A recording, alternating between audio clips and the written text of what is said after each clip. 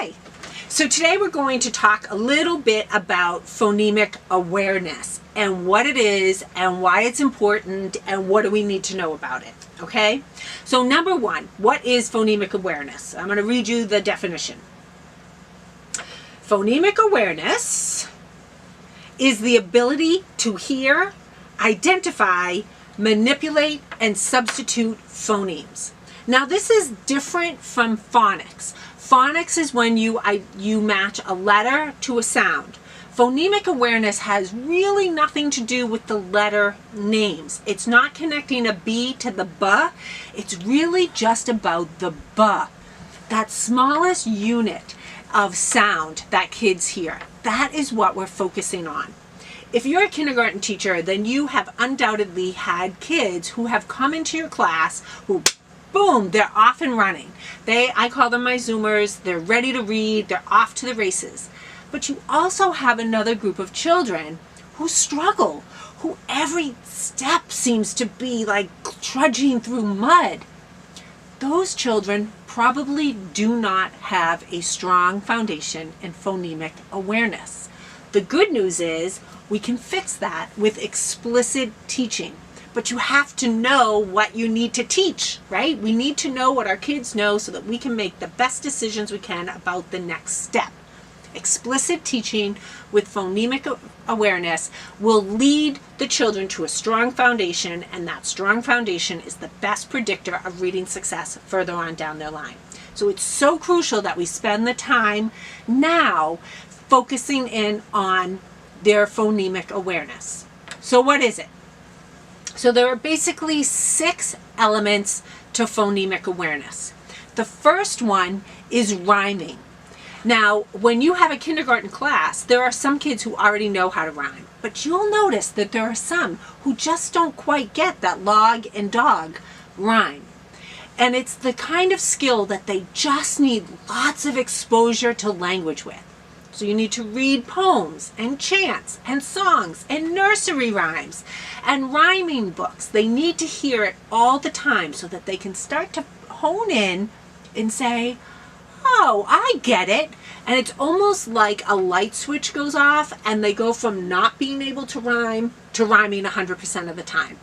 And they just need lots of experience. So that's good because you can bring in rhymes and chants and books into all kinds of parts of your day, into your morning routine, while you're waiting for a transition, for your early finishers, for any time throughout the day you can bring in some rhyming activities, and that will help your students. Bring back the old Jack and Jill went up the hill. These are the things that will help our students get a firm understanding of what a rhyme is. The number 2 element of phonemic awareness is counting syllables. To be able to count syllables is when you break a word into chunks, and this speeds up the process of decoding. And the easiest way to start with counting syllables is with compound words. So if you have something like sunshine, it's super easy to break that up. Sunshine, so easy. It's a lot easier to break apart sunshine into 2 syllables than it is flower, right? It's just easier because the kids can actually hear the words instead of the pieces of the word.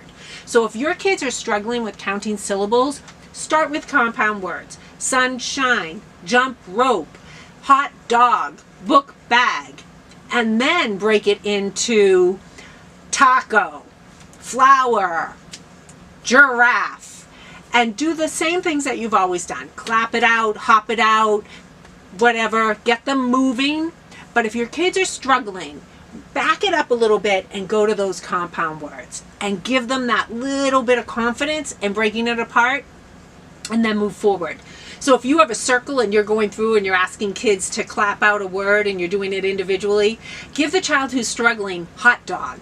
And give the child who's doing well, octopus. And that way it makes it easier for the kids to start to count those syllables. The third element of phonemic awareness is isolating sounds. So this is not about identifying that a word begins with M. It's hearing the being able to hear the first sound in a word, the last sound in the word, and then that middle sound, that one's a tough one, helps students understand that the words are predictable. So what you want to do at the very beginning is just group words together that sound the same. Mouse, mat, monkey, they all begin the same. Let's just start putting these over here. Bug, bag, book, they all go over here. Now you can certainly put an M and a B, but you don't even need to at the beginning.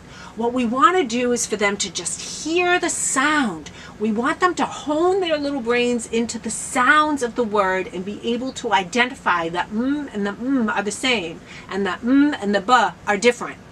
That is what we're focusing on at the very, very beginning. Beginning sound, ending sound, and then vowel sound.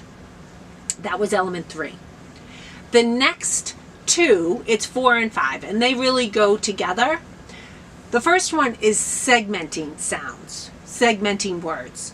Segmenting words is really breaking that word apart into each individual sound. So a word like bag gets broken up into 3 sounds. B, a, g. I use turtle talk with this. Slow down your talking. Slow, slow, slow down like a turtle.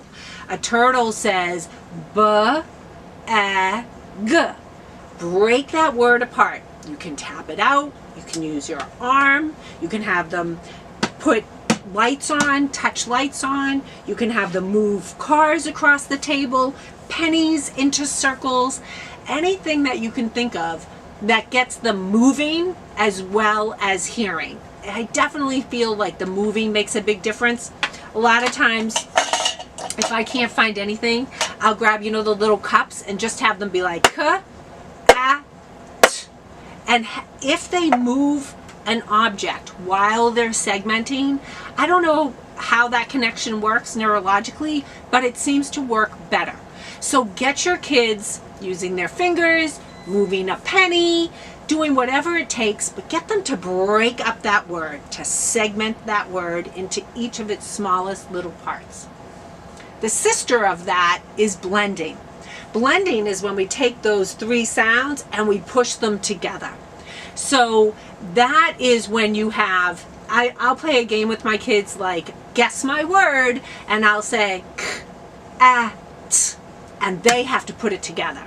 And when my kids are just starting, I shrink that space between each sound to make it a little easier. And then you can start to spread out the space. So cat. It's a little easier to get cat out of that than cat. Because they have to kind of hold it in their brain, right? But you want to build confidence and you want to bring them to the place where they can do it by themselves. So segmenting, breaking it up, blending, putting them together. Crucial for their understanding of how words are put together. The next one is the last one. It's number 6. And I think this one kind of is a culmination of all the skills that we've talked about. And this is manipulating phonemes. This is when you take a word and you swap out one phoneme and put another phoneme in and make it a real word, and make it a different word. So you take something like mat and you take the M out and you put a B in, and now it's bat. This is a harder skill. So I use onset rhymes for this because it seems to work a little bit better. So I might have the letter B with a bat and AT, take the B out, and then I have an R and a rat and put that in. Swap that out, and an H and a hat, put that in. Getting your kids to understand that you can take a word, take it apart, take one phoneme out and put another one in to create a new word is really, really kind of doing mental gymnastics. And it's easiest if you start with visuals. I always use a magic wand, and your magic wand can be a marker. It doesn't matter what it is. And just be like, abracadabra, Kalamazoo, I'm going to change you, and change the hat to a rat. And once your kids get really comfortable with the beginning sound, then move on to changing the ending sound. Then get into the middle, that medial sound. That is tricky to do. So those are the 6 features of phonemic awareness: rhyming, syllables, isolating the beginning, middle, and ending sound, segmenting, blending, and manipulating. So if your kids are struggling with reading, back it up and focus on some phonemic awareness activities. Bring them into your regular routine. Kids need explicit instruction when they're trying to develop phonemic awareness skills. Some kids are going to come to you already having it. Those are kids who maybe have been reading since birth. And then there are other kids who just don't have as much experience with language. So you're going to have to teach it explicitly, but the good news is you can bring it in a variety of ways in your classroom. Morning routine, while you're waiting to transition, bring it into a word work or a literacy center. Just bring it in and make sure that your students are building their foundation before we try to build them as readers. So one way that I use that's really helpful is I use a checklist that I refer back to, that I can just make a quick check mark. Do they have it? Do they not? And I'm going to share that checklist with you. All you have to do is follow the link below and it will bring you to your checklist. There's also a little guide in there that breaks down the areas that we just talked about and gives you some suggestions for each of them. So I hope that you'll find that little guide and checklist helpful. And best of luck to you. Don't get frustrated. It's going to be okay. And just know that if your kids are struggling, you just got to back it up, build that foundation, and let them grow. Have a great day.